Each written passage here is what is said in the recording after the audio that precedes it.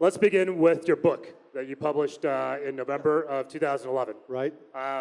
Most of these types of books are not very good. Yours is actually a very good book. It's quick to read. You can read it in less than 2 hours. It's 150 some odd pages. Not even. And it's actually, there's some really good nuggets in it. So I wanted to focus on a couple.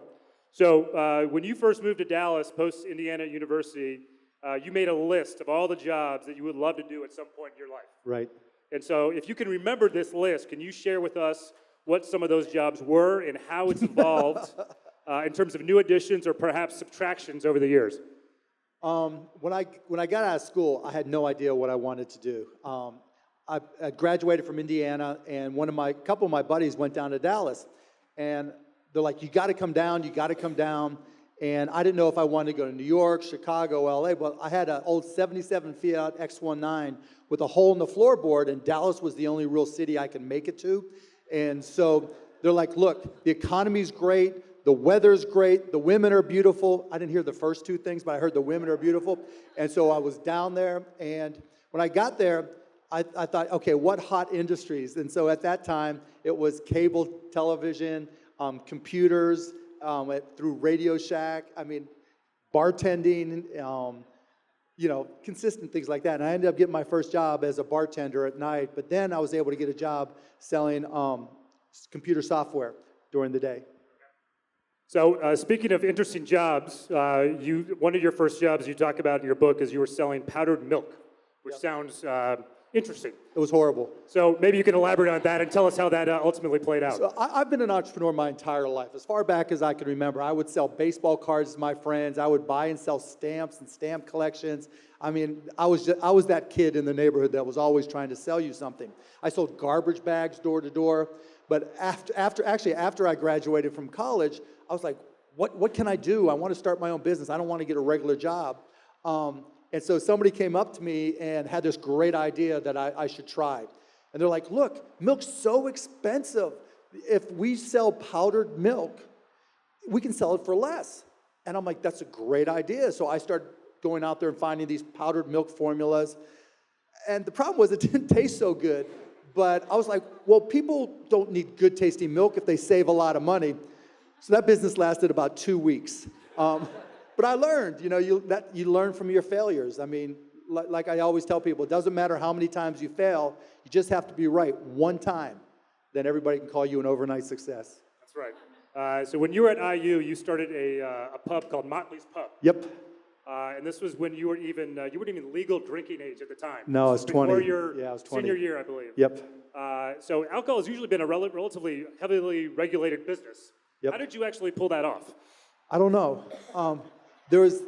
And so again, I was that hustling kid. So I used to throw parties to help pay for school. My dad would send me $20 every couple of weeks, and I had to figure out how to pay for the rest of it. And so I got loans, and then the rest was figure it out. And one of the things I would do was we would throw these parties either in our dorm room, or we would even go to the National Guard Armory. I remember we threw parties, and then we would rent out these bars on their slow nights and throw sorority and fraternity parties. And I wasn't old enough then, but we were making some money. And so the owner of the bar came to me and said, "You're better at this than I am. Why don't you take it over?" And I'm like, okay. And so we didn't know, I didn't get a lawyer involved or any of that. We just said, okay, we'll take it over, and that's what we did. And so no paperwork, and it was great. Literally, we were the hot bar on campus. Now, a lot of that had to do with the fact that I wasn't 21. I let in all my friends, and it worked great. It worked really, really. We had lines. I can show you pictures with lines around the block. I had the Eagles came in there, and da-da-da-da-da. It was great. Until they decided to raid us and realized that 3/4 of the people in there were like 17, 18, 19 years old. So again, one more failure that just taught me more. That's great. You have a chapter in the book that is titled, "What Will You Remember When You Are 90?" which I think is Right. a great title. It's kind of a carpe diem theme, if you will. So I'd be curious if you can give us a couple of examples of your recent life experiences that you've added to that list. So one of the attitude I got from my dad was, when you're older and you look back at your life, what will be the things that you remember? And think about that when you say yes or no to doing something that's really bizarre or really interesting. And so I've tried to take that attitude, whether it was, buying the Mavs or doing Dancing with the Stars, or if you really want to see me embarrass myself. And look, I have no problem embarrassing myself, as all my friends will tell you. But if it's something different and it's just something bizarre and interesting, I'll do it. So if you turn to TNT tonight, there's a show called Drop the Mic, and you'll see me rap. And I am the world's worst rapper, but it was so much fun. And so, when I'm 90 years old and I look back and say, should I have done Drop the Mic and rapped and looked like an idiot? Hell yes. Hell yes, right? Because I got this unique experience where this professional rapper taught me how to rap, and they gave me all this stuff, and I got to, battle with Rusev, this guy who wrestles for WWE, who's like 5'8" and 400 pounds of muscle, and who threatened to kick my ass in our little battle. So it was fun. That's awesome.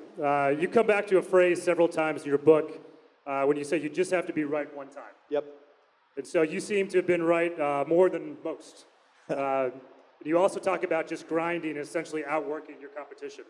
I'm curious if you've ever had a deal or an outcome where you think you actually lost because you were outworked. Not because I was outworked, never. Yeah, never. The thing about no matter what you're doing, whether you're trying to be a bartender and learning drinks, whether you're a sales rep, whether you're a programmer, whether you're a consultant, whatever it may be, information now is available to everybody. And the common phrase, knowledge is power. And acquiring that knowledge is just effort.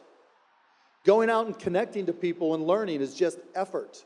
And the one thing, I have all these stupid sayings that, but the one thing in life that you can control is your effort. And that's 99% of the time. That's the difference between being successful and not being successful. Who worked a little bit harder? When you walk into a room to sell something or to be sold or to try to understand something or to deal with, a problem with your kids or whatever it may be, education, who worked harder? Who worked harder at learning? That's typically going to be the person who has the advantage in the situation. Because we've all walked into situations where we weren't as prepared as we would have liked to be, or we thought we were and somebody knew more. That's the king. The one thing in life each and every person in this room can control from now to evermore is your effort. I like it. Mark Cuban, undefeated and outworking everyone. That's quite good. I like it. I didn't say I was undefeated, but I've gotten my ass kicked many times. No. There's a quote that you referenced in your book from George Gilder, and it's to the effect that unlimited choice is the holy grail of TV. But this book was... this is an old book, yeah. Yeah. So this is back in 2011 when you published, and you mentioned in your book that you disagreed with that concept. I'd be fascinated to get your kind of updated perspective on that, because we're obviously, some people argue we're in this age of kind of peak content. Is there more content that we can actually consume? So No. how do you think about that? No, I mean, in terms of content, there's never too much content. There's just, because what we want and who we are and how we consume content changes every day through our experiences. The challenge of content isn't can you make it or is there too much. The challenge of content, whether it's business content, the proposals you make, what you put on your website, how you connect to people, is can you tell a good story? And now storytelling has evolved. It used to be we all congregated around the TV and there were 250 channels, but it was the best alternative to boredom.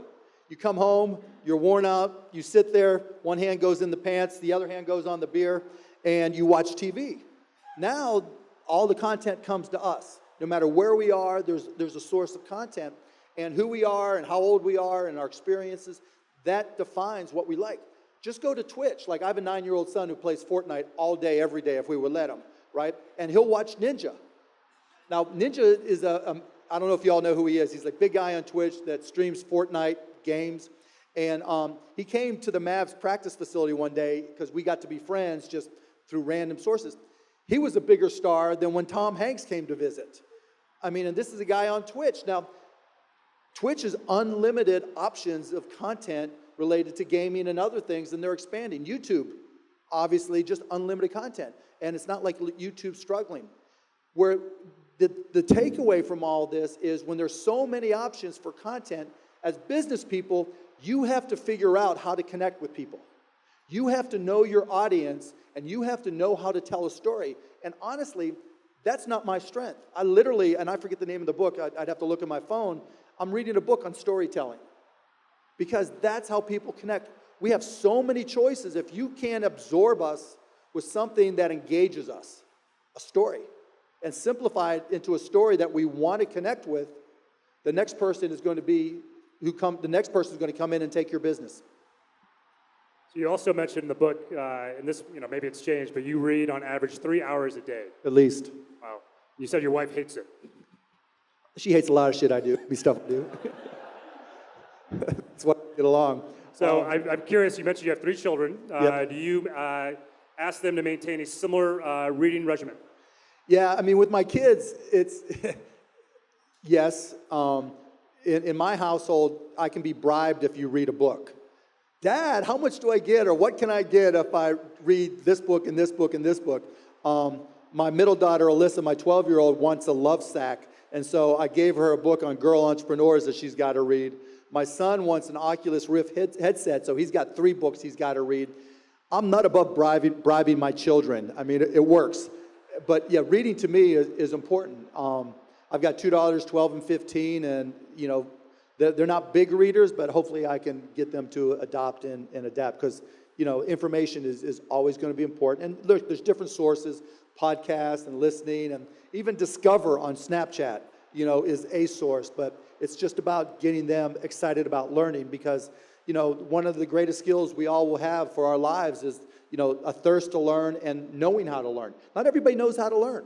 And so I'm trying to get them, educated early that, life is constant change and you're always going to have to learn. Could you give us your favorite book that you've read in the last year? What did I just read? We didn't rehearse this, obviously. Yeah, obviously. I don't know if there's one that stands out. I forget the name of the one on storytelling I'm reading now. It's good. I mean, I read a book called Mr. Putin that was really cool, that I was just curious about Vladimir Putin.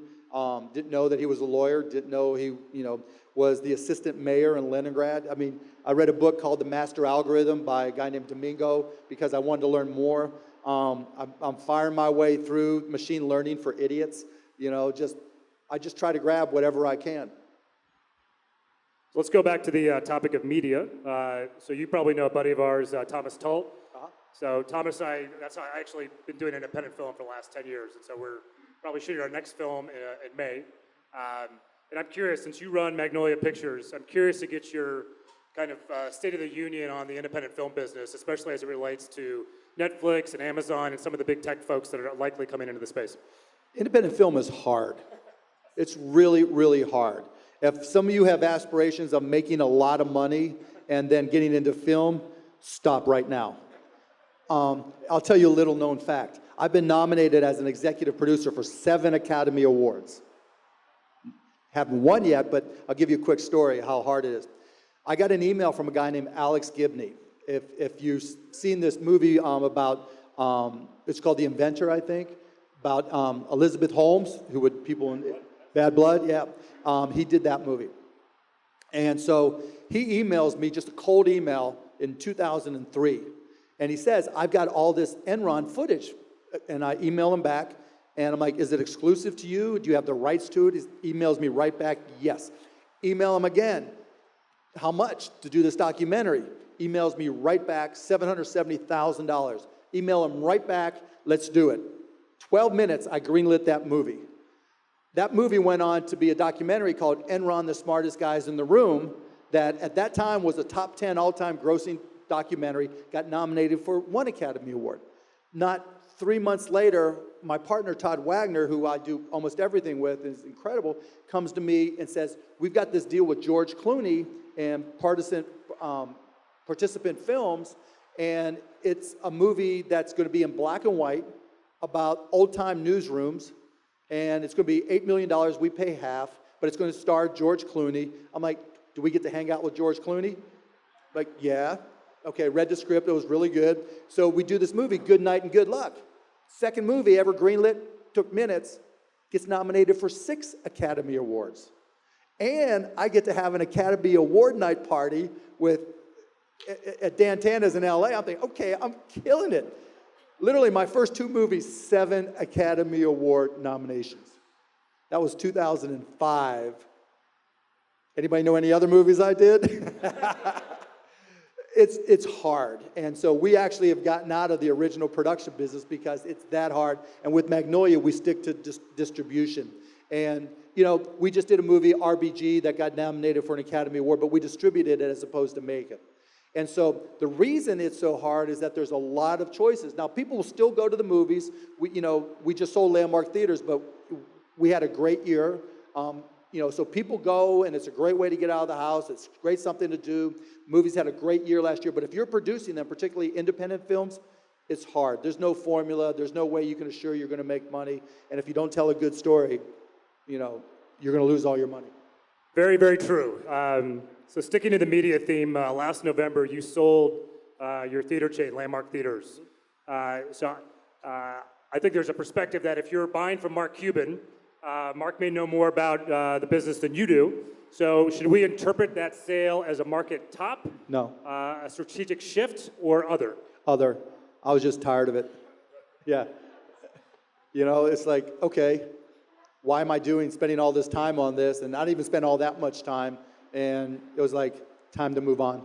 That was it in a nutshell. The guy who bought it would be great. He'll probably do a better job than we did. Got it. All right, let's shift gears entirely. Let's cover kind of beyond media, some kind of currently popular investment topics. So Okay. you've been on record with respect to crypto and Bitcoin. Yep. So I've heard something to the effect that you rather own a pet rock than a pet Bitcoin. I didn't quite say that. No, what I said was they're more like baseball cards or gold, right? Cryptocurrencies are worth what somebody else will pay for them. And if you want to get fancy, people will call it a store of value, right? It's a way to store value, which is kind of like gold, right? Gold's a religion to a lot of people. They say, well, if everything goes to hell in a handbasket and everything collapses, gold will be there, and you use gold. Who the hell's going to carry around gold bars? Hey, I got a gold bar here in my back. You're dead. It just doesn't make any sense. And crypto is a little bit, at least there's a technological value behind cryptocurrencies in terms of managing a distributed database, in terms of having authentication for information, smart contracts. There's a lot of arguments you can make why there's value, particularly with the blockchain. But in terms of investing in Bitcoin, and I've bought some and I've sold some, it's a crapshoot. It's like buying a baseball card or buying a comic book. Once you look at the baseball card and it says, oh, Mickey Mantle, that's cool. Time to sell it. What will someone buy it for? So be careful. If you don't have an exact theme, don't buy it expecting it to go up. There's already been a lot of people that have lost money. I'm not saying it won't go up. I'm not saying it won't go down, but just realize it's about supply and demand and not some intrinsic value pushing what it's worth. So another sector, so to speak, that gets a lot of hype right now is cannabis. Uh-huh. And so you have a phrase, which I love, there's a sequence of inventors, imitators, and then idiots. Right. So where are we in the sequence of those 3 I's? So I stole a line from Warren Buffett, who says, first comes the innovators, then the imitators, then the idiots. Think about it. And when you're looking to get into a business that 10,000 people are already in, why do you want to be 10,001? And so cannabis, I guess you got to be careful how you sample your own product, but I'm not against the cannabis business per se, but it's like any other business now. The emails I get and the people who come up to me, dude, cannabis, it's the future. So it's no different than any other business. There's no real advantage except that it's regulated, and if it's regulated, big companies are going to get into it, and if big companies get into it, they're going to use regulation to their advantage. So be careful. Unless it's just for recreational use, then call Jack. Good stuff. There's a YouTube video of you doing an interview at a Goldman Sachs event about a year ago, and there was a great bit about you telling the fellow about how you essentially called the demise of Netscape in advance. And so I'd be curious, given that I think we could probably argue that we're not in the early innings of the tech cycle now. No. would there be a similar company or at least a sector that you think is potentially going to go a similar kind of a route of the dodo that Netscape did? Oh my goodness. It's really different now. There's probably some out there. What's changing everything, I know you're going to get into this future, is artificial intelligence. Artificial intelligence is changing everything, and I've been through a lot of technological revolutions. I was there when PCs first started. I was there when local area networks first started. I was there when the internet first started. I was there when HD first started, and I made money in each of those sectors because I can stay a little bit ahead.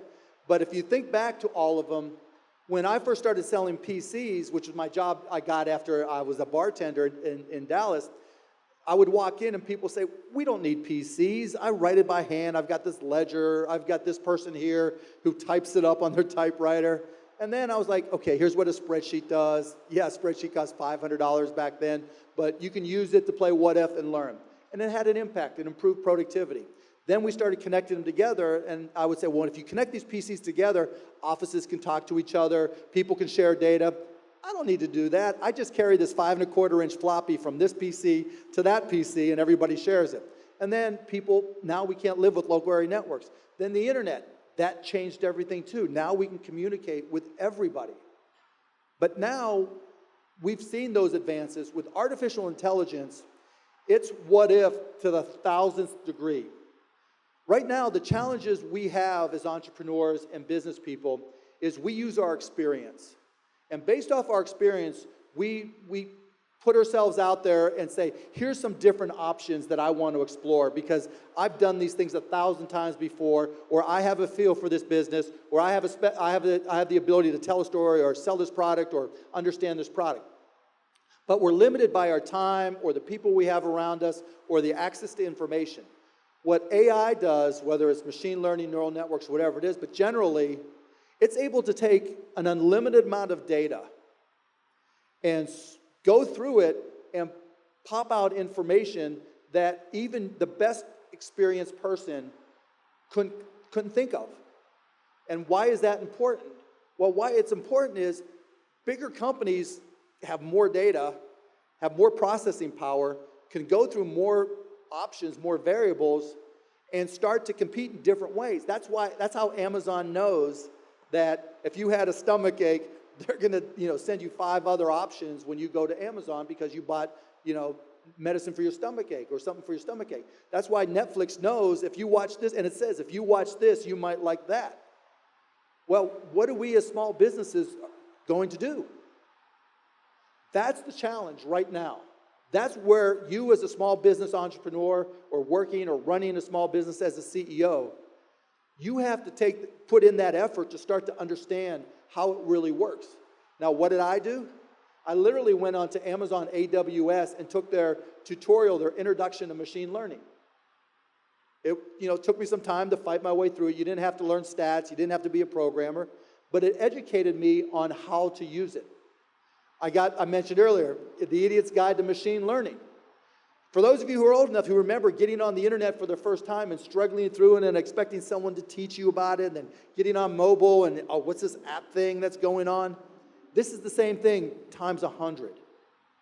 You're going to need to know how to integrate it into your companies because you're going to need how to do more than just what if from your own personal experiences. You're going to have to know what all the data that is coming from your customers, from your products, for however you can source data, what it's really telling you. Because as Jeff Bezos says, your margin is my opportunity. And so if you don't do it, even in the smallest business, if you don't understand the relationship between capturing data that represents your business, your customers, and other parts of your business, and plowing through it with machine learning, and then having the machine learning spit out recommendations or options that you probably hadn't considered, you're going to be at a disadvantage to the 23-year-old kid coming out of school right now. I'm taking, a class right now on Coursera, Introduction to AI. I mean, it's boring as shit, but, we took accounting classes, we took finance classes, we took whatever classes you took, marketing, sales. Those are skills that you need to be successful at some level in business. This is the new thing you need to be successful of. So in terms of, who's going to jump the shark? What are the problems? That's a problem for small business that we have to address. And it's not just about, I'm just going to hire some kid who just graduated in computer science, because you have to have an understanding. Right now, we as business people, we capture so much data. Our brains are the best computer ever. And we process through it. And we're able to understand what's happening in our business. And that's good, but now you have to start looking at that data and how do you make it capturable in spreadsheets to start, databases, whatever it may be for your company, but you need to do it now. And you'll thank me in 2, 3, 4 years, because it's not going to slow down. It's only going to get more advanced. So to follow up on the AI topic, just to jump ahead a little bit in my notes. So our mutual friend, Elon Musk, claims that AI is more dangerous than nuclear weapons. How do you feel about that? I mean, you can make the story that that's true. I don't know when, but so put your Terminator hat on, and processor speeds and performance are going to go like this, right? That's what's really, the reason AI has become so big in the last few years is because companies like NVIDIA and others, Taiwan Semiconductor, Intel, their processor speeds have just accelerated in ways that we hadn't expected or didn't expect, or I didn't expect. And now you can process all this data. So think about Arnold and coming back. And the chip that sees everything in front of them and processes the data, that chip is already there. The two things that are missing are the manual dexterity for Arnold to be able to grab things and ride a motorcycle and twirl a gun and put on clothes. That's 30 years away. And the power sources that's small enough to fit in a steel Arnold and last for 24 hours, I don't know how far away that is. It could be 3 years, it could be 100 years. I don't know. But when those two things come together, it's going to be crazy. And it's not, I don't think it's going to be probably not worse than nuclear war, just because you can't come back from that. I think it'll be more like biological warfare, right? Where there's always that fear that some idiot puts something in the water stream and impacts a lot of people. But, we kind of come to agreements around the world, in ways to prevent that. I think we'll be able to come up with ways to detect serial numbers and track serial numbers of chips and batteries that are that powerful, and then the robots that do those things. So I'm not as concerned as Elon is, but it's something that our kids are going to have to pay attention to. So sticking on the topic of Elon, you came to his defense a couple days ago with respect to a spat that he's been having with the SEC. Right. And you have your own history with the SEC. Yep. I'd be curious, if I were to anoint you the commissioner of the SEC, what you would do to fix that organization. I'm glad you asked. So anybody here run a public company or had to deal with the SEC? Okay, just a few folks. So if you ever have to deal with SEC-related issues, and you're curious about, is this okay or that okay, or is this a problem? Can I do this? Can I tweet about my company? Can I, and you went to the SEC, well, I did that. And I went to the SEC and I said, I have a question. I want to talk, I'm potentially going to invest in a company and I want to talk to the CEO. Before I invest, I want to know what I can and can't ask him and what he can and can't tell me, because I don't want to get in trouble with the SEC. I fought them for 8 years. They're sleazy as hell, and I kicked their ass, but I don't want to deal with that again. And so I called them, and I talked to them twice on the phone, and you know what they told me? They sent me, if you have any questions, they sent me to a webpage on the sec.gov website that was a picture of a fax dated 1980 saying, whatever questions you have, fax 8 copies of it to this number, and we'll try to get back to you. That's our SEC. That's who we're looking to protect our market. So what would I do? I think what we need are bright line regulations. What the SEC does, they do something called regulation through litigation. They'll sue somebody in order to get a precedent put in place in order to have a new law that they can sue other people over. And like with Elon Musk, with Twitter, Elon made a mistake. He was wrong in what he did, but at the same time, there should have been bright line guidelines to say you can and cannot do this. They shouldn't have to sue him for everybody to know that this is wrong. And so what I would do is just put up the bright line regulations. I would put up a list of things that says, here are the things that we've learned from all the lawsuits we filed, and you can or cannot do this. And if you weren't sure, here's a number to call. That's it. That is it. And so with that in mind, no one will have any excuses. If those are there and you have the ability just to Google them and have them come up and you still violate them, go to jail, do not pass go, you're screwed, right? But there shouldn't be a situation where you weren't sure and you don't know and you have to pay a lawyer $900 an hour to tell you, well, we're not sure either because the SEC won't tell us. That's just wrong. And so the SEC, the head of the SEC has changed multiple times, but they haven't gotten any better when it comes to regulation. Excellent. So sticking on the regulatory topic, there's been a lot of backlash towards big tech recently. Yep. So Elizabeth Warren calling for the breakup of big tech. Yep. AOC essentially driving Amazon out of New York. Right. What's your take on all that? Do you think the pendulum is going to swing back at some point, or do you think this is going to continue? No, it's going to continue.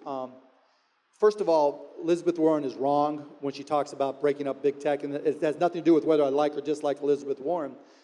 You've just heard me talk about AI over and over and over again. Right now, our federal government and our states are just starting to put together policies on AI and trying to determine what the investments will be for AI. Do you know who is making the biggest investments into AI that are allowing us to compete with China and Russia? Vladimir Putin said, whoever dominates AI dominates the world. You know who's investing the most? The big tech companies. So if you break them up, you're diminishing probably the most important topic and the most important issue that we face. I just talked about Terminators. You can laugh, you can think I'm an idiot, or think I'm right, but we're not fighting that battle the way we need to. Our defense, the defense, different three-letter agencies, they're going to those big companies trying to get their help. Those are the companies that are hiring the best talent everywhere, paying them $1 million salaries plus. And if you break up those companies, you immediately make each one of I think she wanted, if a company had more than 25 billion in sales, I forget her exact criteria, but you immediately diminish our abilities within artificial intelligence. Now that said, that doesn't mean that there shouldn't be issues that we address with all the big companies. Amazon is my largest stock holding. It's grown huge. And Netflix is my second largest, same thing. But I think Amazon is wrong when they make their own OEM or white label versions of things that they see are selling. I think if they don't change it, they're going to face federal regulators and antitrust litigation. And so it doesn't mean all these companies are right in everything that they do, and it doesn't mean we shouldn't change some things. And it's the same with Facebook. Look, Facebook isn't a utility. It's not. You don't have to use Facebook. You can still text pictures to grandma. You can still do whatever you want. But Facebook worldwide has taken on a completely different level of import. And so I think maybe regulation isn't the right word, but being able to have a closer relationship and dealing and adding different regulations. And I'll give you the perfect example, elections, right? This coming election, and we got a lot of folks here that are involved in politics, people are going to run ads, and they're running out. Every election, there's ad after ad after ad. And the way to really put out the best ads to get the greatest results is on Facebook. Why? Because Facebook has so much information, all that AI we talked about, so much information and so much influence on tens of millions, 100 million plus people in this country. And what political advertisers are doing is using that information and really hitting home with things that are important to us. Now, that's okay. But when they do that, they don't just run one ad. They'll run hundreds of thousands of ads looking for the things that catch your attention. You are a pet lover that thinks it's horrible that pets need to be spayed, yada, yada. They'll find you and run an ad that says, my candidate thinks it's horrible to spay pets, just to get you to vote. Now, I'm fine with that as well, but what I think needs to happen is there needs to be a registry of every single ad so that we know that everybody who's in a race, all Americans, everybody in this country knows what ads are being run, what criteria they use for those ads, only, loves spayed pets or doesn't like spayed pets. And that's in a registry that's public on a .gov website and available to everybody. Then we know what's going on. Then at least we have the information. Right now, we don't do that. That's part one. The second thing I would do applies to AI algorithms. We talked about machine learning. Neural networks is a little bit different. Machine learning doesn't think for itself. It doesn't do what's called generalizing.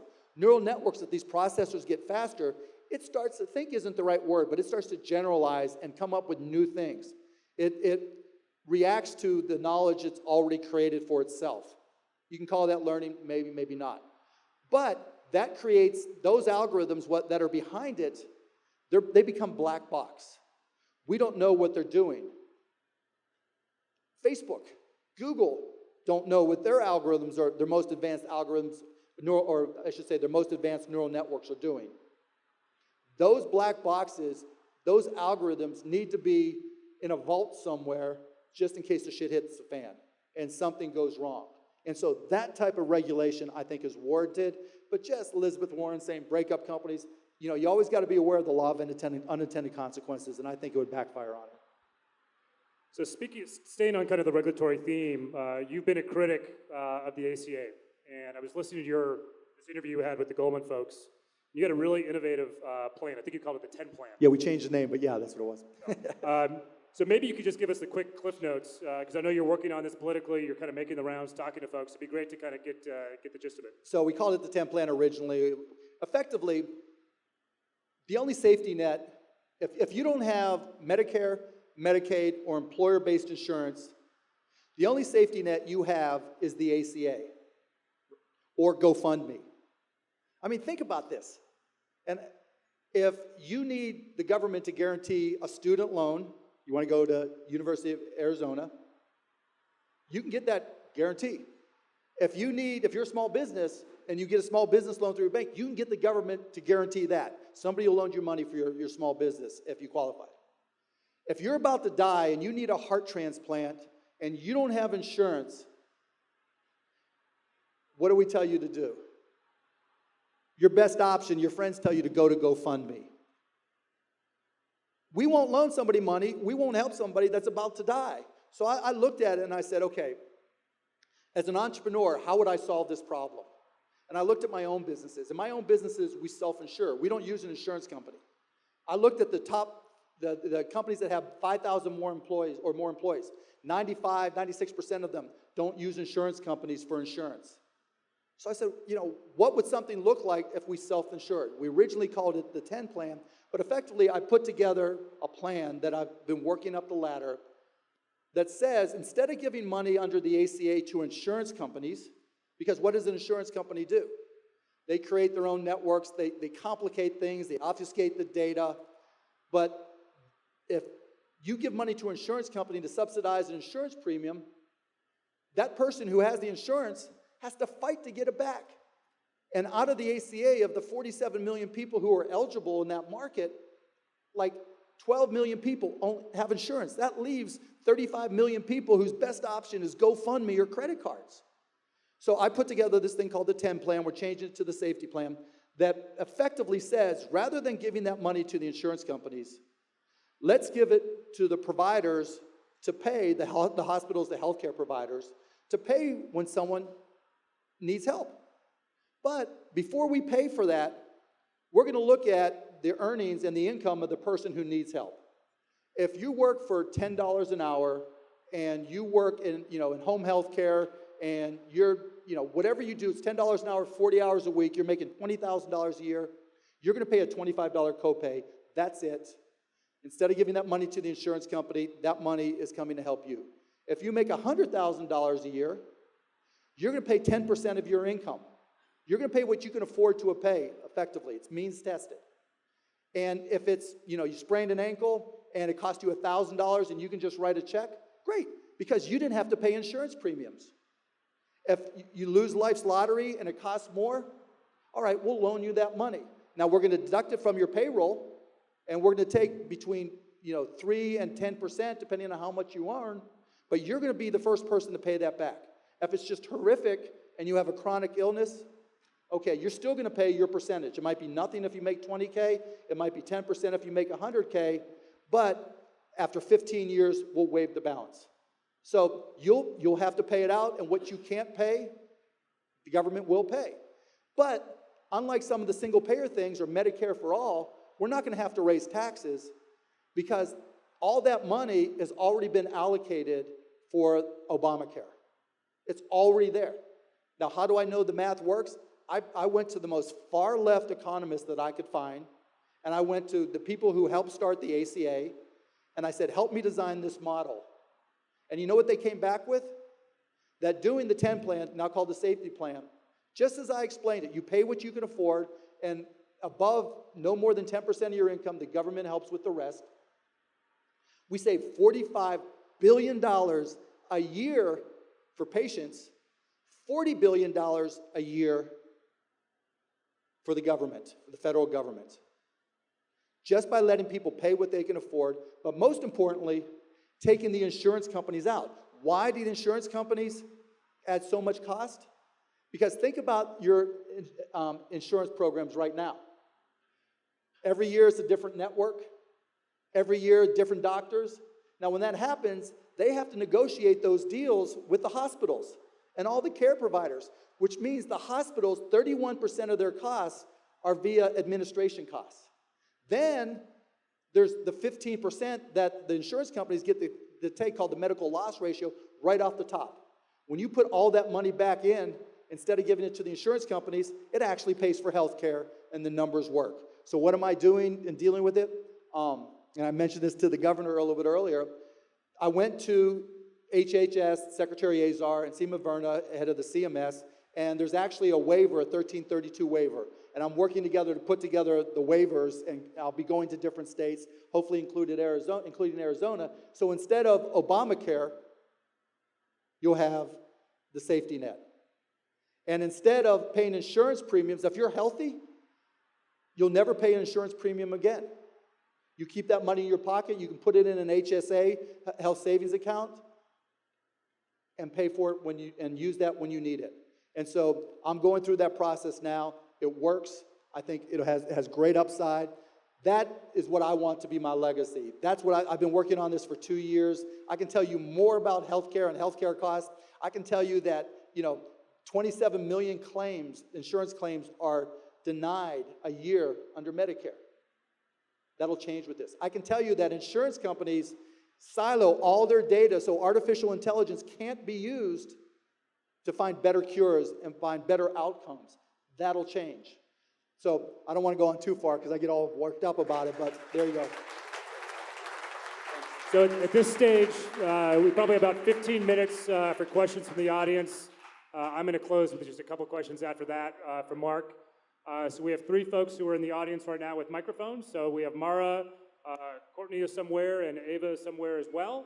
So why don't we start? I think, Mara, you have maybe our first question for Mark, please. Good afternoon. Good afternoon. I saw you there the whole time dying to ask a question. So. Thank you, Mark. Thank you for the opportunity and talking about healthcare. My name is Neil, and I'm in the healthcare software industry as well, so I can totally relate into clinical outcomes, cost, and triple aim and Obamacare and so on and so forth. I have a two-pronged question. You only get one, Neil. Ask one. Okay, one question. So when you value different deals, I've seen you on Shark Tank. Sometimes you even invest when the other sharks go out. For example, season 10, episode 16, you invested in Wild Earth, right, despite the crazy amount of valuation. And I know that it's something like more deeper than actually making an investment in that startup. So what's that philosophy behind like going against that? What do I invest in and why? Yeah. Okay, that would have been really easy to ask. Thanks, Neil. Sometimes you invest in the horse, sometimes you invest in the jockey. So what I look for if I'm going to make an investment first on Shark Tank, what's unique about the company? Now, that's a loaded question because no one starts a company thinking that their product, service, whatever, isn't unique. But entrepreneurs, we lie to ourselves. And so it has to really stand out to me and say, wow, that's unique. Second, it's got to have an entrepreneur that's relentless because being an entrepreneur is hard. Running a business is hard and it's time consuming. And so I want to know that they're relentless. I want to know that they're smart. And I want to know that they recognize that no company has ever existed in the history of companies without sales. Because so often, particularly coming out of Silicon Valley, where I hate to make investments, people don't care about sales. I care about sales. And so those are the things I look at. And I think, let's see, Courtney, do you have a question? I don't see you, but. Or Ava, are you who? Okay, far in the back with Courtney, please.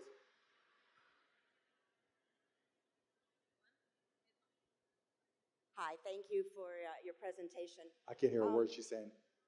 Thank you for your There you go. presentation. Can you hear me now? Thank you. Commercial. With your plan in terms of healthcare, are you assuming that all pricing is going to be equal? And then how will you, right now, there's value-based quality measurements for providers. Are you going to be including that in your plan as well? I can't hear what you're saying. Can anybody relay? Sorry. I'm asking about the health plan. Okay. Okay. Are you assuming that all the pricing is similar? Obviously it isn't. And so how would you control for that? And then also, what about value-based providing? Okay. So 3 quick questions. One, we're going to work on pricing. We'll work from, it'll be indexed by location and by service. And so it'll be probably a premium to Medicare because we want hospitals and doctors and providers to participate. But at the same time, they're also getting the administration costs. 2, I haven't talked to Howard Schultz about it. I know Howard. He hasn't done himself any favors recently. And what was the third? About value-based value-based, care. yeah. Yes. So the beautiful thing about what we're doing, with this, I've gone to people who started the ACA, and I've gone to right-wing think tanks. And one of the things that one of the right-wing think tanks came back with is because we control all the data, we'll be able to have a secure anonymized API that says, if Amazon wants to say, instead of a 10% max cost of income, if they want to say for Prime members, we'll buy it down to 7%. They'll be able to use the API. If General Motors, you just bought a car, they want to integrate and push your costs down, then yes. And we'll negotiate directly for drug prices because we don't have the Medicare limitations. I'm sorry, I probably didn't say it right. When I talk about value, I'm talking about quality outcomes. Right, no, that's what I'm saying, right? And so, okay, maybe I didn't get right to it. So we'll do there's ACOs right under, we'll use ACOs and we'll do the same type of quality care. We'll have the options. Now, how much we'll assign risk for each of those will still need to be determined. But the beautiful thing now is Medicare, I was just in a meeting about this yesterday. Medicare now, they have this thing called their blue button, and they're just now starting to put out their claims information so people can analyze them to see what works in terms of ACOs and value care, right? We'll have all the data, so our value care opportunities in terms of how we pay, how much we pay, and how we'll share or what the outcomes will be and will they be better outcomes, because we'll have all the data, we'll be able to analyze that using AI in real time. So to answer your question, yes, but we won't have the anvil of trying to convince the insurance companies where they can be involved in the risk or not. Thank you. Great. I think we have a question here in the corner. Sorry about that. Can you hear me? Yeah. First, thank you for your support of startups. I'm an entrepreneur. Congrats. Appreciate that. I had the pleasure of having a session last week with Cint Marshall. Oh, she's the best. Could you share some of the lessons that you've used or learned about increasing diversity and inclusion, because the tech community Sure. is a little dry? You know, it's a great question. I'm glad you asked. I just hired a new CEO in the past year, Cint Marshall, who's just incredible. And she's taught me a lot of lessons about diversity. You know, I spent a big part of my career thinking that treating people equally meant treating people the same. And I was wrong, right? What I learned was each and every one of us are different in our own way, and that brings a unique perspective. Like at the Mavs, I didn't realize how stupid I was. I had 40-year-old guys trying to come up with programs to sell to moms, And so it didn't make any sense, but it didn't dawn on me. Now we're hiring a more diverse group of employees, and inclusion and diversity means taking advantage of their strengths. And so there's a big Indian community in Dallas, and so we brought somebody on, and we said, okay, you tell us. You educate us on the best way to reach this community. So it's not about, okay, how many of this do I have and do I hit the checklist? It's about looking at your customer base, looking at your audience and saying, what is it about them that I can do a better job reaching based off the experiences that my employees now have that I didn't know they had because I didn't ask the question. And so right now, I think a lot of people, small businesses, medium-sized businesses, large business, we look at the color and the age and the gender, the demographics of the people in our companies, and we kind of do a mental checklist. Do we have enough of this or that? You're losing out. Now, when I sit in board meetings, now when I talk to my Shark Tank companies, it's more about, there's a company called Dave.com that does funding if you're about to bounce a check. They'll lend you money so you don't bounce it and get hit by the card. And our audience, our user base is incredibly diverse. Yet we had all Stanford kids, in LA dealing with it. I'm like, this is ridiculous. We have a diverse base. You don't have anybody that represents our customer base. And if you don't find people who can teach us how to sell to them, we're not going to be nearly as successful. And if we do it and no one else has done it, we're going to kick all their asses. And so diversity is an opportunity. And it took me a while and it was painful to learn, but I learned it. So it's a great question. Thank you. So why don't we do 2 more questions from the audience out of respect for Mark's time, and then I'll finish up with a few as well. But let's see, who is next? Mara, did you have someone? Hey, good afternoon. Good afternoon. So I'm a big believer in free market enterprise capitalism, like most people here, but raised as a son of a single mother who worked her tail off, we did rely on, social income, welfare type of thing. My concern, however, is this big push we're seeing against capitalism, and then this big push for, things like universal minimum income as a solution for taking care of people who maybe are displaced by AI and changes in technology. What do you see at your level of big business that could be better solutions to that? Great question. Great question. So UBI, Universal Basic Income, isn't about people who need it. It's just giving it to everybody. I'm not a big fan of that. But we will face a future where different types of jobs are disrupted for a period of time before they're replaced with other jobs, right? Just like the horse and buggy, et cetera. And we've seen, just like people who typed on typewriters, those jobs are gone. Now, where I think we should go, there's a program called AmeriCorps, right?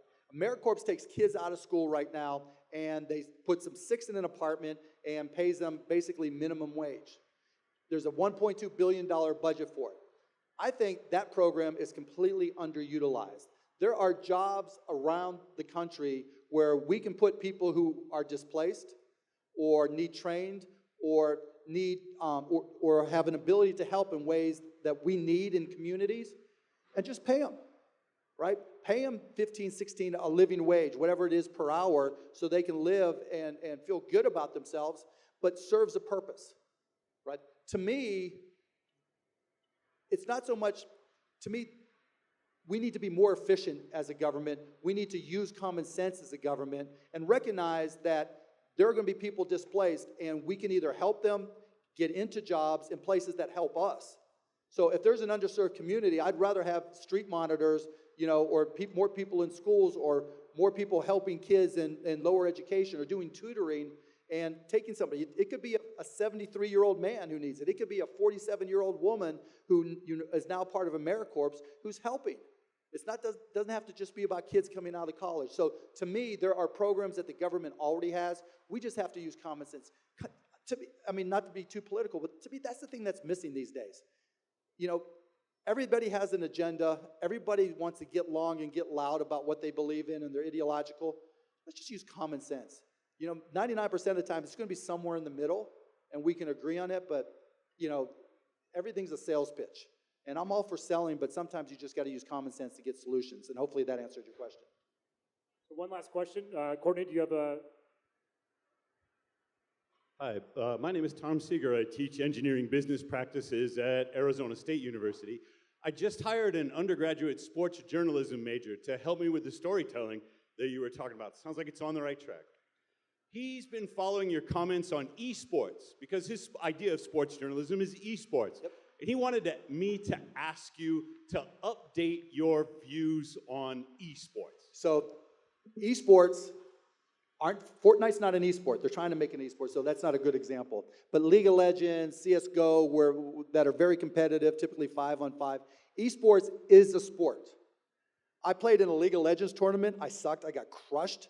But that shit was hard, right? Harder than bowling that we call a sport. Hard, nothing's harder than golf, but, more taxing than golf, So esports is a sport. B, watching esports as business people here, pay attention because not even millennials are too old now. Gen Z, that's their thing, right? That's what they pay attention to. And so in terms of covering it, there's a thing called Esports Observer that I subscribe to that is a great weekly newsletter that give you great insights from a business perspective. But yeah, covering it. And the other thing is owning the Mavs and trying to deal with how are we going to broadcast sports in the future. I think you're going to see multiple feeds. You're going to see the old people feed, you're going to see the millennial feed, and then you're going to see the young people feed where you just have people screaming, oh my God, look at that, Booker hits the shot, just going nuts. What do you think? Oh, this is incredible. I can't believe he made this. And it's going to be 14-year-old kids doing that. And so journalism, particularly for esports, is going to change. It's going to be a completely different world, for our kids. That's actually a perfect segue into my last three questions. First one deals with sports and how, when the Supreme Court overruled PASPA last year, how that's going to change the dynamics of the sports landscape. So, Mark, you went on record and said you thought it doubled the value of the Mavericks. And PASPA, for people who don't know, in layman's terms, essentially it overturned a federal law that outlawed sports gambling. Yeah, so you're going to be able to bet on games. Right. I don't know when it gets to Arizona. It may never get to Texas, but We'll it's going to change everything. Look, we play fantasy sports. How many people have a pool for March Madness? All right, less than I expected. But yeah, we get into it. Just give somebody a reason to bet $5. People are going to watch, and that's going to help, I think, build up sports. And the same with esports. I have an investment in a company that only does gambling on esports, Unicorn, and it's already big in countries overseas, so it's going to change it. So what I was going to ask you specifically, if you look at the four major sports leagues here in the United States, which league do you think is going to benefit the most from the overturn of PASPA? If baseball can get out of their own way, they should benefit the most. I don't know that they're capable of doing it, but it's just so damn slow that people are going to would rather bet than watch the baseball, and so you'll give them things to bet on. Two last questions. Politics. So you told Maureen O'Dowd there was exactly an 11% chance that you were going to run for president in 2020. That was a little while ago. Can you give us an update of what that percentage is now? No. Fair enough. Assuming that you do not run, what do you think the probability is that Trump wins another 4 years? No, and I'm not getting into that at all. I'm staying away. Fair enough. All right, last question. On a more serious note, you've been involved with the Fallen Patriot Fund. It's very special to you. I want to let you know that Envision is going to make a donation. I'm personally going to match that. Thank you. You're welcome. I wanted, if you could just kind of tell us how you got involved and what it means to you. Well, the Fallen Papers is actually morphed, right? So it's part of the Mark Cuban Foundation now. But when Operation Iraqi Freedom happened back in 2003, I just said any families of soldiers who are out there serving our country, putting their lives on the line, who needed financial help, I would provide it.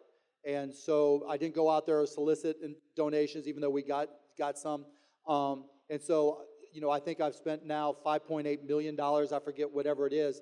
Just if somebody needs a bill paid and they were part of Operation Iraqi Freedom, then I pay the bill. If somebody needs a procedure done, I pay for it. Before every Mavs game, I say a little prayer that says, I'm not here doing what I do unless those folks, the people who serve our country, do what they do. I never want to take them for granted. And so, whether it's with the Fallen Patriot Fund or other things, or investing in servicemen or service family-run businesses, I never want to take it for granted, and I always want to help where I can. So, thank you.